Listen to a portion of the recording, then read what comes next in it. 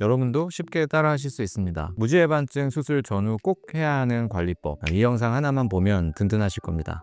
큰 마음 먹고 수술을 결정하신 분들이 많으실 텐데요. 수술 전에 환자분들께서 꼭 어떤 게 불편하신지를 잘 파악하고 계시고, 불편하신 점을 의사 선생님께 다 이야기하시는 것이 중요합니다. 예를 들어서 엄지 발가락이 휜 무지외반증에만 신경을 쓰시고, 다른 두 번째 발가락이 길거나 다섯 번째 발가락이 굳은 살이 있거나 그런 불편감을 깜빡 잊고 얘기를 하지 않으시면 수술하시면서 동시에 교정할 수 있는 부분들을 놓치고 나중에 후회하시는 경우들이 드물지 않거든요. 그래서 수술을 받으시기 전에 꼭 무지외반증을 수술하시면서 같은 발의 변형이 어떤 불편감이 있는지를, 어떤 걸 해결해 주셨으면 좋겠는지를 파악하셔서 의사 선생님하고 상담하시는 것이 중요합니다. 수술하시고 나서 관리가 굉장히 수술 못지않게 중요한데요. 수술하고 나서 모양을 잘 잡아주고 붓기를 잘 조절해 주시지 않으면 환자분들 불편감이 꽤 오래 가실 수가 있습니다. 무지외반증 최소 침습적인 수술 방법은 미용이나 통증 면에서 여러 가지 장점이 있지만, 그 중에서 가장 중요한 것은 붓기가 조금 오래 가실 수 있다는 단점이 있어요. 그래서 붓기가 오래 가는 거를 최소화시켜 주시기 위해서 붕대를 잘 이쁘게 감아 주시면 모양도 더 이뻐지고 붓기도 조금 더 빨리 빠지실 겁니다. 환자분들이 2주째 오셔서 실밥 뽑고 나시면 겁을 내셔서 발을 무서워서 손을 조금 안 대시려고 하는 분들이 많은데, 붓기를 빼게 하기 위해서는 마사지 같은 거를 조금 자주 해주시면 도움이 많이 됩니다. 그리고 발가락을 너무 고이 모셔두려고 하시다 보니까 발가락이 좀 뻣뻣해지는 분들이 있거든요. 발가락 운동을 많이 해주시면 뻣뻣해지지 않고 빠른 회복에 오히려 도움이 많이 됩니다. 환자분들이 제가 이렇게 발가락을 위로 꺾었다 아래로 꺾었다를 해드리면 나사 잘못되는 거 아니냐, 수술 부위가 잘못되는 거 아니냐 걱정들을 굉장히 많이 하세요. 전혀 걱정하실 필요 없고 잘못되지 않습니다. 오히려 발을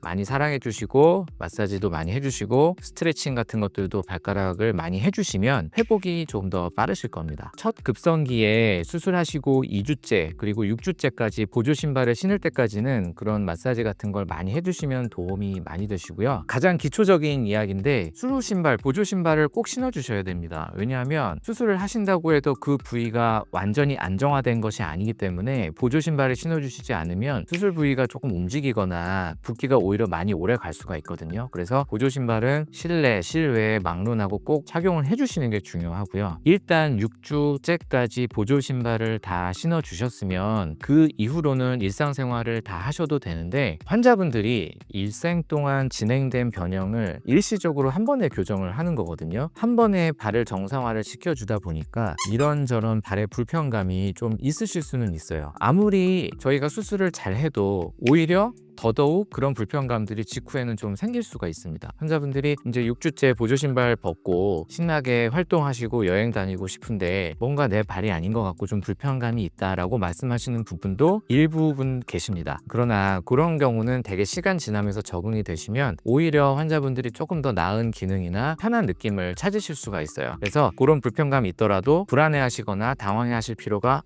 없습니다. 당연히 저희가 뼈를 다듬고 손대는 과정에서 통증이 아예 없을 수는 없거든요. 물론 예전에 절개 수술했을 때보다 최소 절개 수술이 훨씬 통증이 덜 하긴 하지만 어떤 분들은 통증을 조금 느끼실 수가 있어요. 이제 그럴 때는 저희가 처방해드린 약을 드시고 마사지나 족욕 같은 거 하시는 거 도움 많이 되시고요. 일시적으로 활동이 많아지시는 분들 중에 일부는 붓기나 열감을 느끼실 수가 있는데, 그럴 때만 일시적으로 다리를 올려놓거나 얼음찜질을 하시면 도움이 많이 됩니다.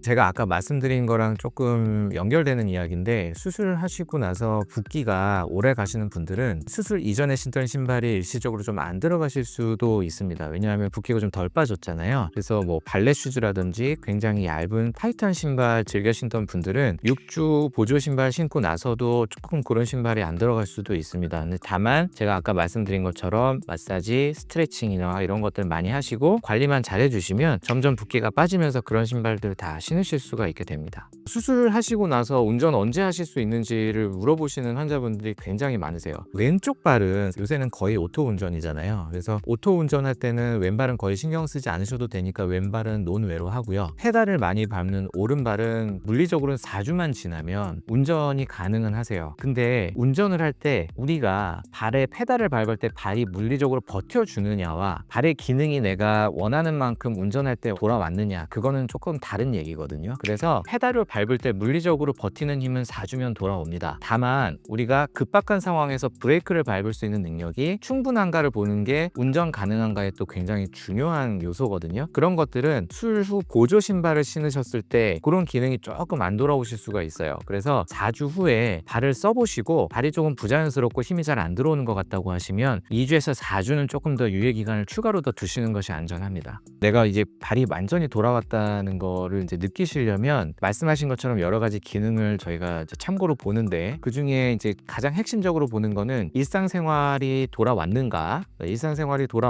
일반 보행이 가능한가, 그리고 점프를 하거나 뛸 때 앞쪽으로 통증이 없는가, 그런 것들을 주로 보기는 합니다. 그래서 그런 통증이 없다 그러시면 웬만한 활동엔 다 복귀가 가능하시니까 완전한 회복이 되셨다고 할 수 있겠죠. 여기서 회복은 붓기를 말씀드리지는 않아요. 왜냐하면 아까 말씀드린 것처럼 붓기는 조금 오래 갈 수 있는 편이고, 붓기가 조금 남아있더라도 환자분 회복에는 지장은 없기 때문에 붓기가 좀 남아서 이게 염증이 있는 건지 불안하실 필요는 없을 것 같아요. 수술하신 후에 관리를 잘 하시면 더더욱 만족스럽고 빠른 일상 회복을 복귀하실 수 있기 때문에 제가 여태까지 말씀드린 팁을 잘 따라해 보세요. 그러면 훨씬 더 빨리 회복하시고 좀 더 만족스러운 발 모양을 얻으실 수 있습니다.